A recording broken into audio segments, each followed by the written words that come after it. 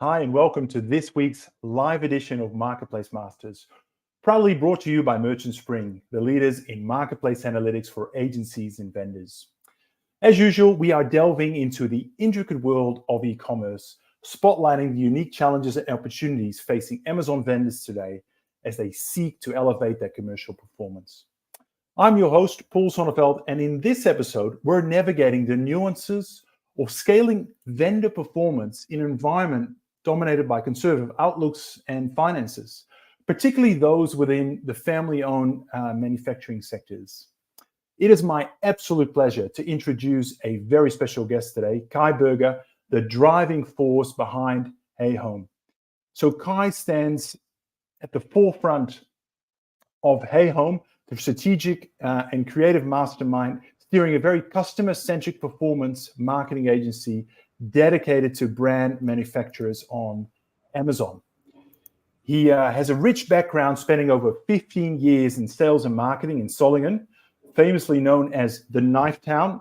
For those of us that are not familiar with that, we may have to ask you about that a little bit more in a sec. He made a pivotal shift to online marketing more than a decade ago, a decision that has markedly defined his career.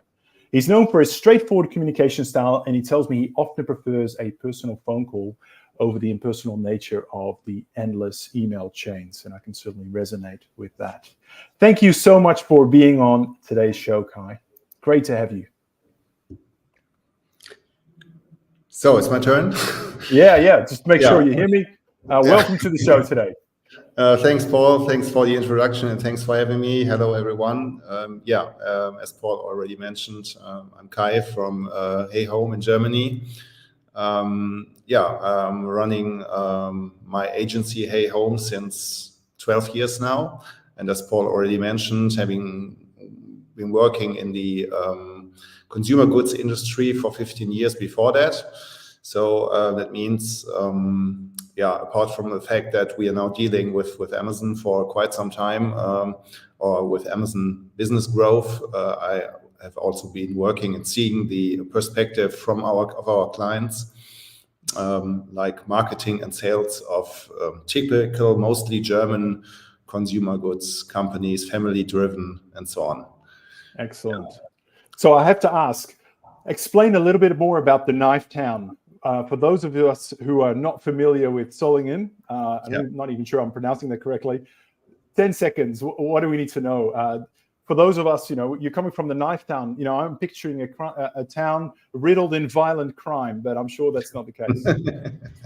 I think it's not an issue.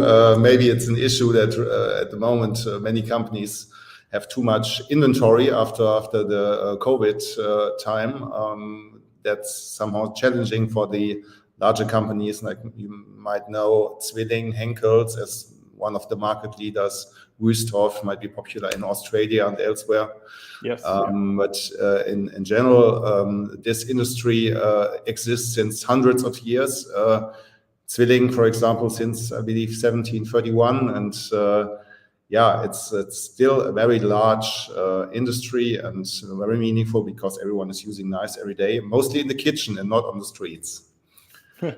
Thanks for clearing that up. That is good to know. So today we're talking about Amazon vendors. Obviously, we're talking a lot about Amazon vendors, but in a lot of episodes today, we've always talked about Amazon vendors in the context of the large FMCG business. We're talking about the big topics, but there are vendors out there that are, smaller. They're medium-sized. They're typically family-owned, and they're very prevalent in Germany. And I think they have some unique characteristics in terms of, driving their success on Amazon. And I really look forward to unpacking that topic. And before I fire my first question at you, Kai, I just want to remind our audience that this is a live session.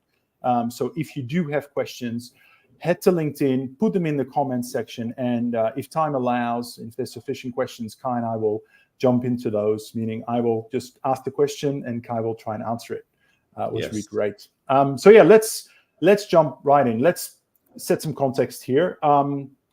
Let's talk about the German market, particularly for the non-German audience here. Maybe you're not as familiar with it, but what is it that makes the German manufacturing landscape unique? Especially from the perspective of family-owned businesses. First of all, I think we have to consider that in Germany we have 99% of all enterprises are smaller and medium-sized companies. So we're not thinking so much about the larger corporations, which probably on Amazon will anyway sell a lot through their brand awareness or big marketing budgets. I don't know. So most of the time, we're talking with this type of company, small, medium-sized enterprises. And what makes them unique, many of our clients and many other companies in different branches have a very long tradition, history, like sometimes it's 100, 150 or even more years. Like I mentioned, the market leader here from Solingen is almost 300 years old. These companies have always demonstrated that they are ahead in terms of product development. They are quite innovative, always paying attention to best quality. So it's pretty much like in the cliche of a German company. It's innovative, precise, reliable product. And so that's the product side. And apart from it, it's important to know that, like we see every time in meetings, these are often family-driven companies run by family. We are talking a lot with managing directors or general managers, which are at the same time the company owners. So and which is also positive for us because we can talk directly to the decision makers, and that's very common in the German landscape of business landscape. Yeah, so they're smaller, they're family owned, more conservative. So how does their conservative nature impact their approach to e-commerce, to Amazon, and their broader outlook in terms of the space that we operate in? First of all, it's important to consider that these our clients, they are normally established in various channels. So they are offline. They are sometimes, let's say, in food service. They are in professional business, but also selling products for consumers, but not necessarily on Amazon since long time or in e-commerce. But they are generally reputable, established companies. And this basis on tried and tested methods, personal communication, and so on. And this is of course different when they think about Amazon. We don't have this. Actually, there's not much experience in terms of proven strategies and so on. Also, there's a certain fear not to become too dependent on one channel like Amazon, especially when we're talking about a channel where you can often not talk to a person, but it's just like a anonymous machine. There's this kind of, you can call it maybe impersonal, automated logic, where we as an agency try to translate for them, or we take over the communication with them. And it's important to have someone who translates actually how Amazon works and who represents the personal communication. And that's our part as an agency, so that they can feel more comfortable, and we can show them how the strategies that we suggest work in practice, so that they can get more confidence. Yeah. So I just want to sort of follow up slightly there in terms of their interest in Amazon and their decision to even sell on Amazon. So Solingen, like 300 years, for 290 years, they managed to survive without Amazon quite fine. Lots of other channels, I'm sure. The decision to go on Amazon, is that coming from them, or do you find that actually you have to do a lot of kind of convincing and consultative kind of work to even get them to the point of considering Amazon? Before we sort of get into the practicalities of what is it like while they're on Amazon, even just getting to that point. Is that a pull or a push? How does that look for you in practice? we are not convincing our clients to go on Amazon. Most of the time they are already on Amazon, but not necessarily doing a perfect job in terms of content, ads, and general strategy. So typically we take over accounts, and then there is already some business, but there's often no idea how you can grow this business, especially in a more intense competitive environment. That's maybe, many of our clients initially have no clue, or maybe even don't want to have a clue how it all works in the details. They just need a partner, how they can generate growth and profitability at the same time. I think that's the biggest concern, and have this process under control and get to proven strategies as soon as possible. And there we can be a very good guide for them. And no, that makes sense. So at least they have some experience, probably not positive all the time, but at least they've already dipped their toes in the water, which is useful. So I mean, you've worked with many of these types of manufacturing businesses on Amazon. I mean, in your experience, what are the biggest challenges that particularly these medium-sized manufacturers face when they're either entering or they're trying to scale on Amazon?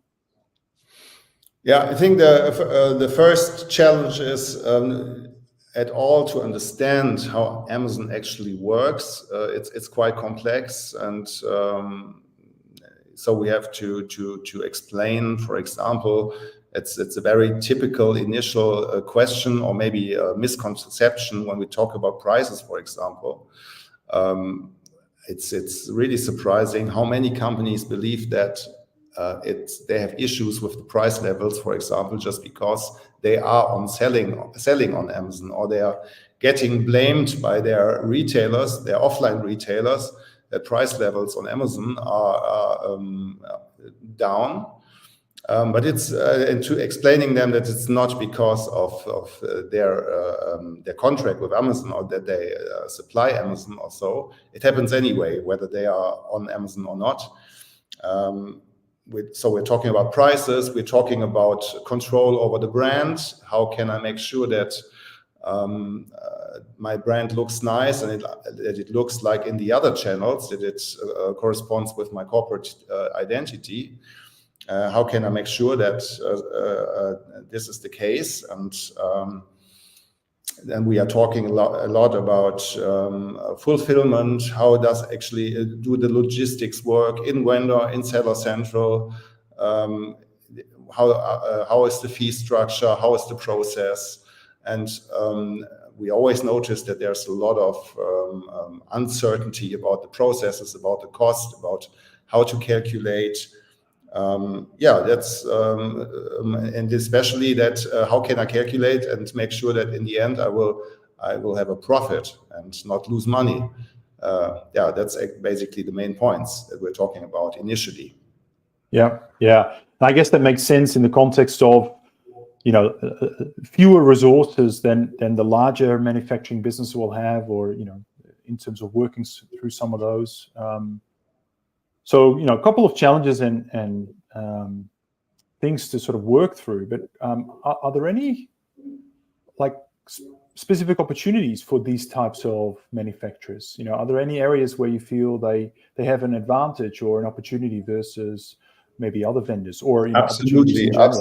Actually, that's always the first thing I'm saying when we notice that what's most of the time the case with new clients, that there's a lot of mistrust and missing knowledge about how to grow sales on Amazon as a manufacturer and as a maybe established brand.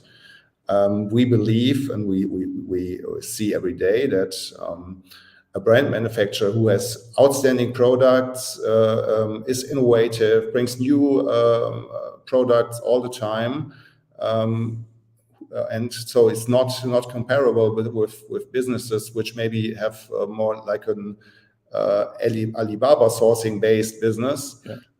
They can have exclusive products, and when they are in a position to combine this with great content and a good ad strategy, they actually are they are ahead of the competition. Also, in terms of competition of similar companies, I mean, when we go on trade shows and we check a little bit what's the situation with this or that brand, I would say 80-90% of all these companies don't have a good content.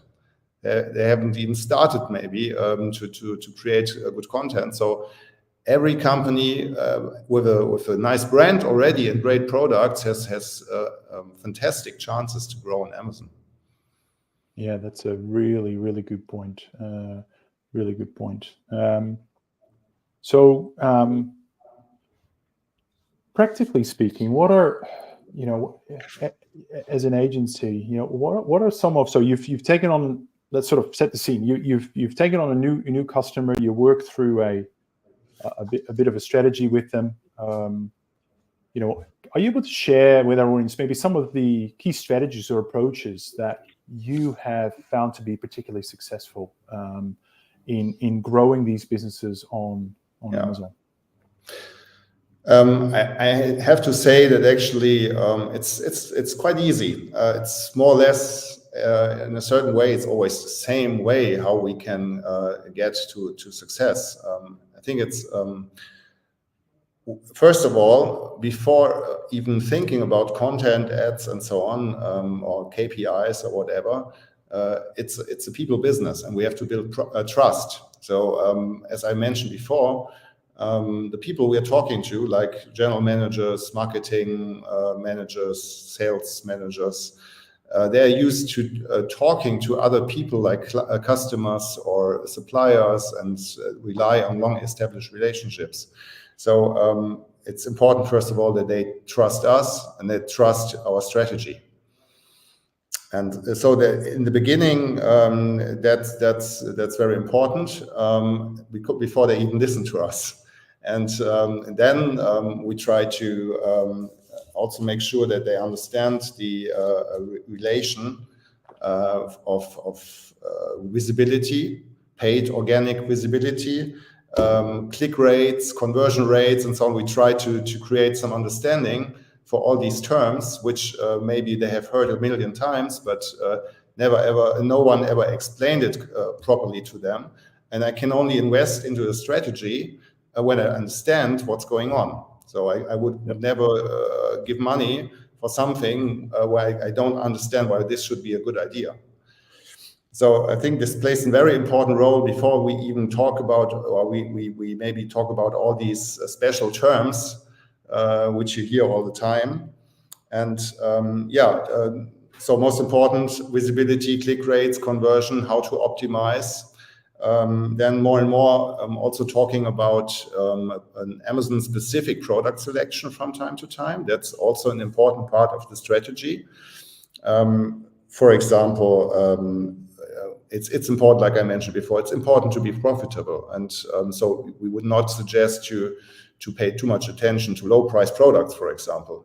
But in terms of also planning the profit margins, it's important to have a product selection on this level, but also in terms of competitive environment. We are trying to find out how competitive is our client in this and this and this category. So we try to seize the opportunities first where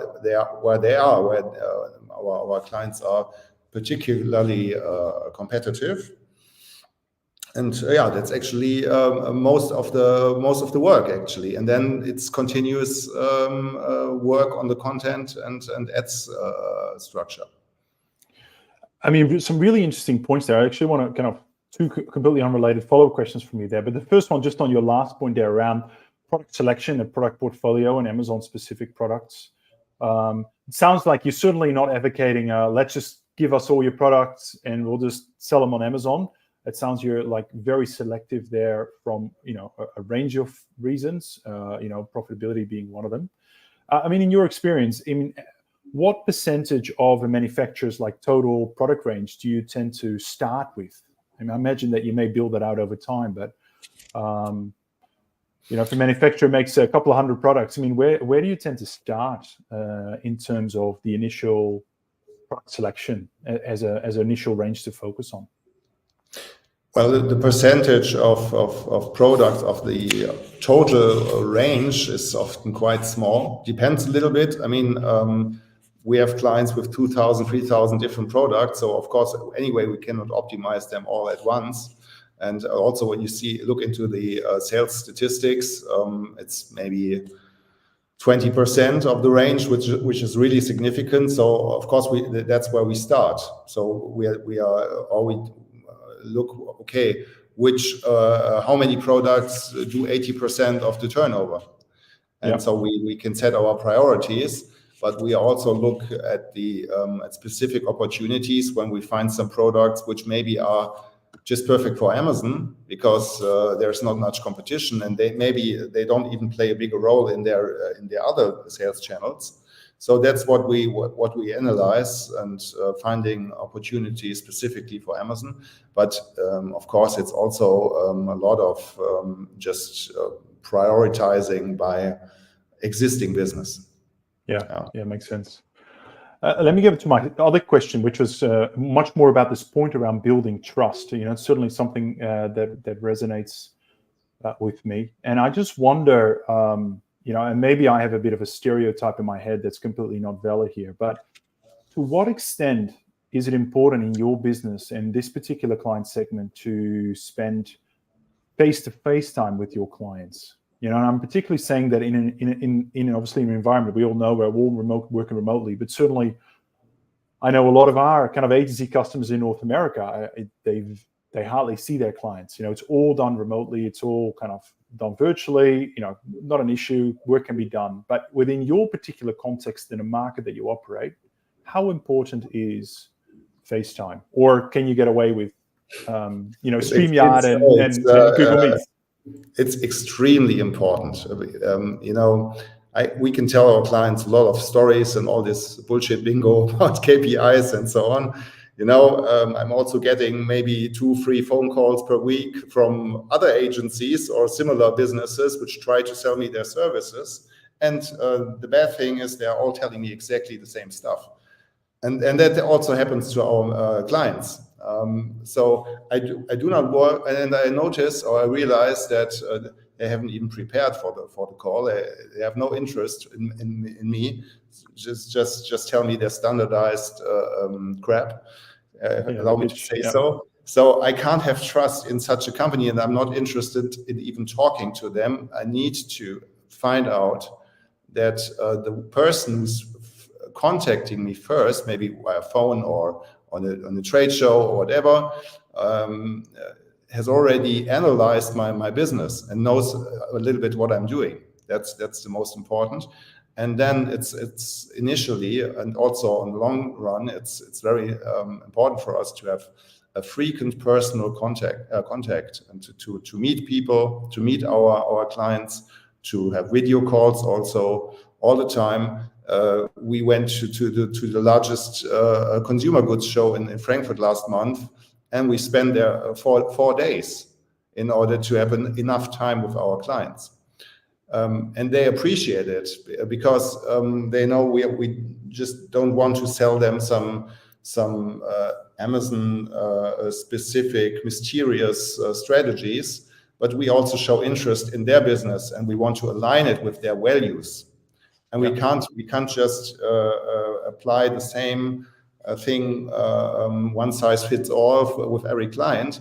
We need to consider what type of business is this, what's their competition, how are the people, how are they working in manufacturing and in product development, in marketing in general. It's an advantage when you have already been working on the other side and you know a little bit about their perspective. And so, of course, we try to make use of this. I would call it an advantage. And we compensate somehow the lack of communication between our clients and Amazon. So, we take over all their need to communicate, and we do this with big pleasure. Yeah, that's great. I mean, you answered actually another question, which was, I know Germany is a big country, and a lot of these family businesses are not based in Munich or Frankfurt or Berlin. They're often not easy to get to. So a lot of driving involved, maybe even a little bit of flying or train and then driving. Certainly meeting up at trade shows is a good and efficient way. I have to say it's even the criteria for us to have customers which are, when they are not far away from our office, it can play a role because we want to be able to meet them frequently. Okay, they can also be in Munich, and we also have clients outside of Germany. But we are also, we profit a lot from our network because many of our new clients come from recommendations from existing clients. So that's also because of that many of our customers are here in the area. Yeah. So it's easy. Makes sense. Well, I'd love to just go into maybe a few case studies, and obviously we don't have time to go super deep, but what are the as you think about this, what are some of the success stories or clients that you work with that really kind of you're proud of, or things that have really worked? I'd love to just hear a little bit about that. Yeah.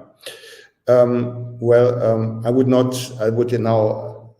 not talk about specific companies or brands or so, but I can luckily say that not generating a decent growth for our customers is a very rare exception. It's always based on the same principles. And I can tell you, maybe we grew companies in the first year from 100,000 to 500,000, or from 700,000 to 2 million in 1 year. That happens, in fact, but it's always based on the same kind of work. So we need to do thorough optimizations of product pages, stores, and so on. Make a really good keyword research and implement all these keywords into the listings, relevant keywords. And that's already, it's not a secret.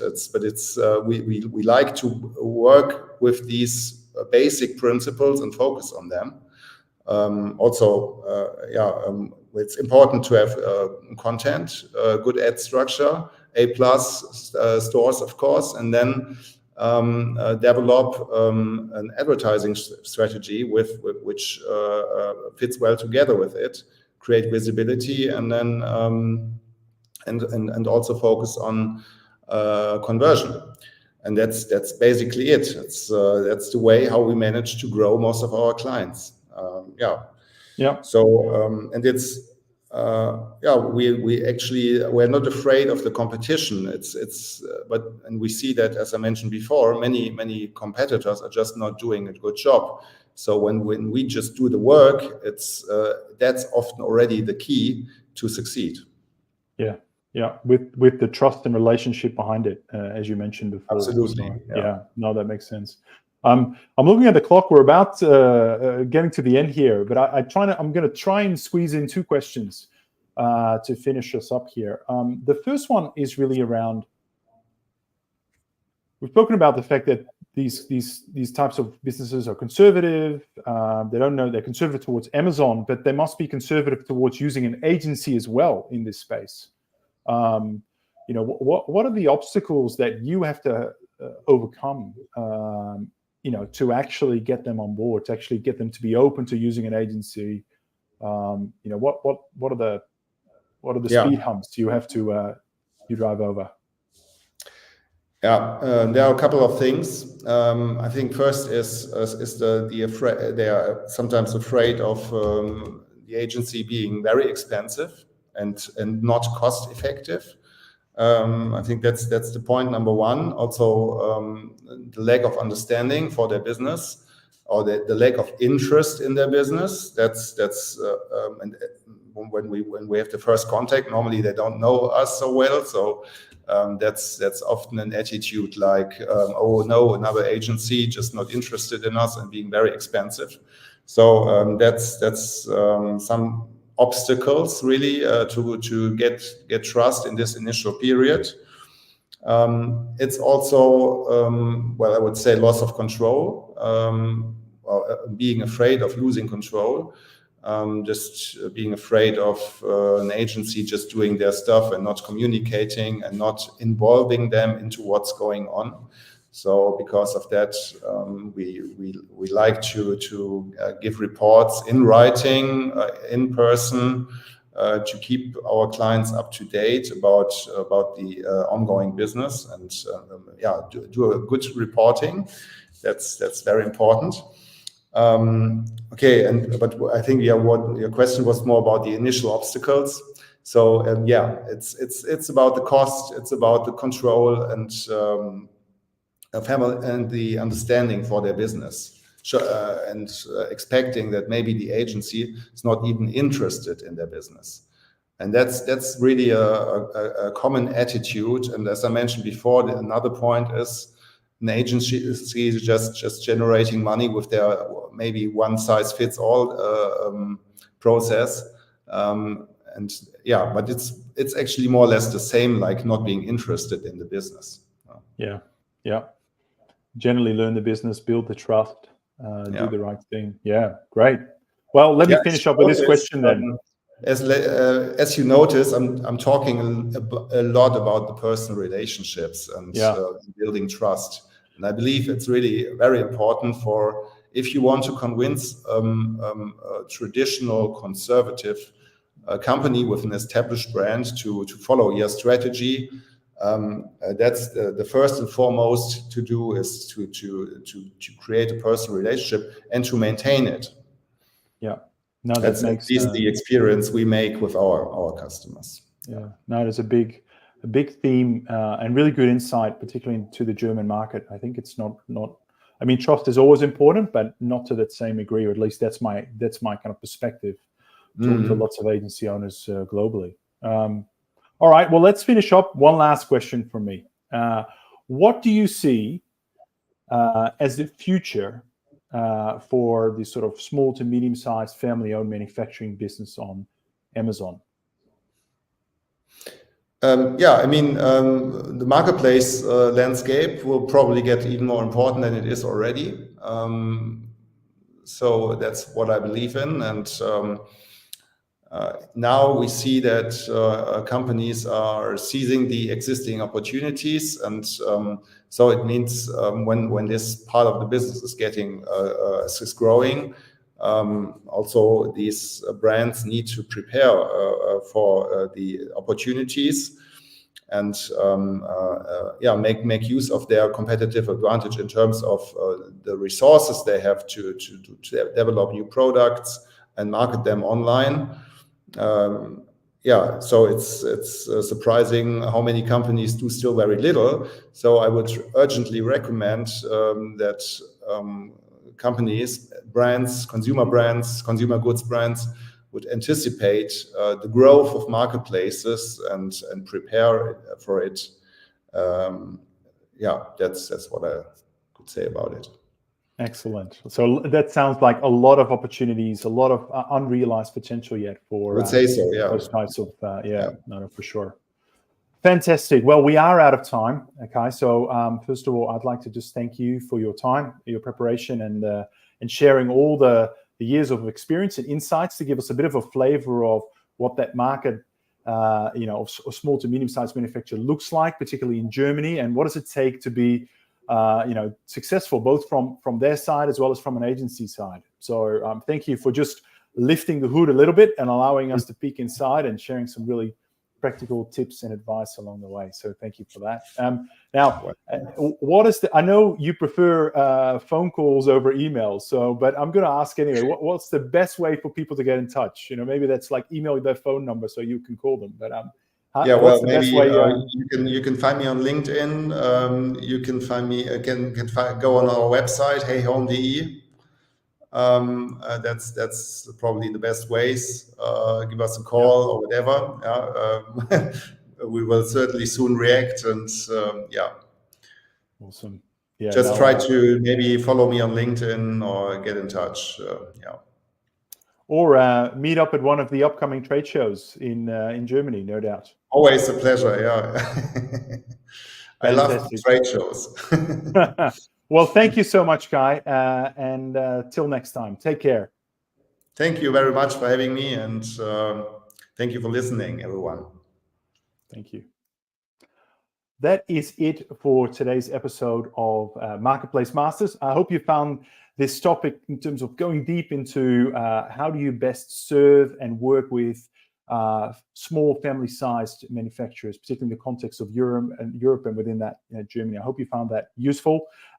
If you're hungry for more, make sure you head to our website, merchantspring.io. We've got a whole on-demand library with hundreds of episodes dealing with Amazon vendor-related topics. So go and check it out. Of course, if you're looking for analytics, it would be remiss of me not to mention Merchant Spring. We work with lots of Amazon vendors. If you're looking for something visual, intuitive, plug and play, get in touch with me. I'd love to share a demo with you. And lastly, if you've got ideas and topics or things you feel like we haven't covered, but you'd love to see us cover, just DM me on LinkedIn, and I'll do my best to find a guest speaker to tackle that particular topic.